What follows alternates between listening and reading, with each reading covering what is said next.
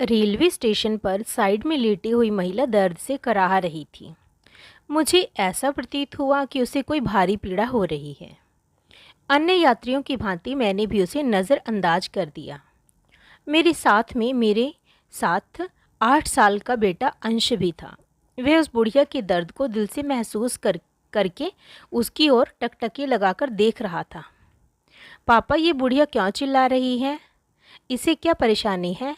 अंश ने मुझसे पूछा और तब मैंने जवाब दिया, बेटा, इसे कहीं दर्द हो रहा होगा या फिर इसे कोई अन्य परेशानी होगी। पापा, गाड़ी तो 1 घंटा लेट है, अंश फिर बोला और मैंने हाँ में जवाब दिया।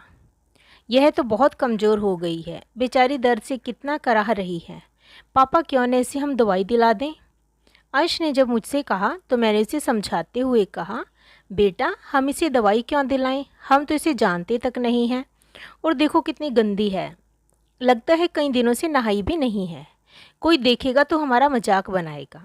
पापा, आप ही तो कहते थे कि गरीबों और असहायों की जो मदद करता है तो भगवान उस पर सदा मेहरबान रहते हैं, इसलिए हमेशा दूसरों की सहायता के लिए अग्रसर रहना चाहिए।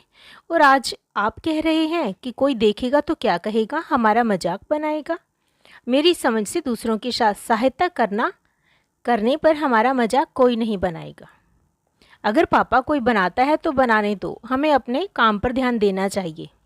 ऐसा आप और माँ दोनों लोग कहते थे, परंतु आज आप, अंश ने मुझे उल्टा समझाते हुए कहा।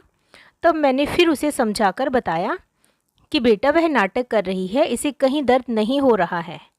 मैं ऐसी औरतों को भली भांति जानता हूँ। नहीं पापा, यह नाटक नहीं कर रही, मैं जाकर देखता हूँ। इतना कहकर अंश दौड़कर बुढ़िया के पास जाकर फिर बोला, पापा जल्दी आओ, देखो इन्हें कितना तेज बुखार है। मैंने जानबूझकर उसके बुलाने की आवाज़ को अनसुना कर दिया, परंतु अंश के बार बार बुलाने पर मैं उसके पास गया और देखा कि बुढ़िया काफ़ी गंदी है और बुखार की तपन से कराह रही है। पापा, चलो इन्हें दवाई दिलाकर आते हैं, अंश ने फिर मुझसे एक उम्मीद भरी नज़र से देखकर कहा। मैंने भी आवेश में आकर कह दिया, चलो चलते हैं। मेरा इतना कहने पर अंश के चेहरे पर खुशी की झलक दिखाई देने लगी थी, जो कि कुछ क्षण पहले अदृश्य थी। यह देख मेरे दिल में उस असहाय महिला की मदद करने के लिए दिल में श्रद्धा और प्रेम भाव जागृत होने लगा था। पास के दवाघर से हमने उस बुढ़िया को दवाई दिलाई। कुछ देर बाद उस बुढ़िया को जब कुछ राहत मिली तब बुढ़िया हमें दुआओं की पोटली देती जा रही थी। भगवान तुम्हारा भला करे, तुम दोनों सदा सुखी रहो, तुम्हारा घर सदा धन धान्य से भरा रहे, भगवान तुम्हारे जैसे बच्चे हर माँ को दे। उस बूढ़ी औरत के इन शब्दों ने मुझ पर बाणों का कार्य किया और मेरे अंदर बैठे असुर को मार भगाया। उसकी मदद करने का मुझे अंश व खुद पर फख्र महसूस हो रहा था। साथ ही असहायों की मदद करने की भावना मेरे अंदर जागृत हो चुकी थी। जब हम रेलवे स्टेशन पर पहुंचे तो वहां पर उपस्थित यात्रियों ने भी हम दोनों को दुआओं की गठरी देना शुरू कर दिया। आप दोनों उस महिला के लिए फरिश्ता हो। आपके बेटे की तारीफ जितनी की जाए उतनी कम है।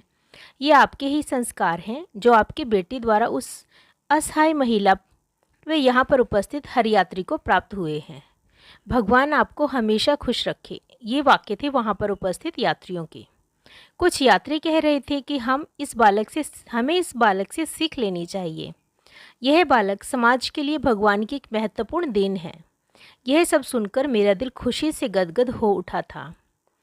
आज मैं बहुत खुश था कि ऊपर वाले ने मुझे मेरे बेटे द्वारा व बेटे के रूप में कितना अनमोल तोहफा दिया है, जिसकी मैंने कभी कल्पना भी नहीं की थी। यह सोचते सोचते मैंने अपने बेटे को सीने से लगा लिया और कहा, थैंक्स बेटा। इतना सुनकर अंश मेरे सीने से चिपक जाता है और आई लव यू पापा, आई लव यू बेटा, मैंने भी पलटकर जवाब दिया।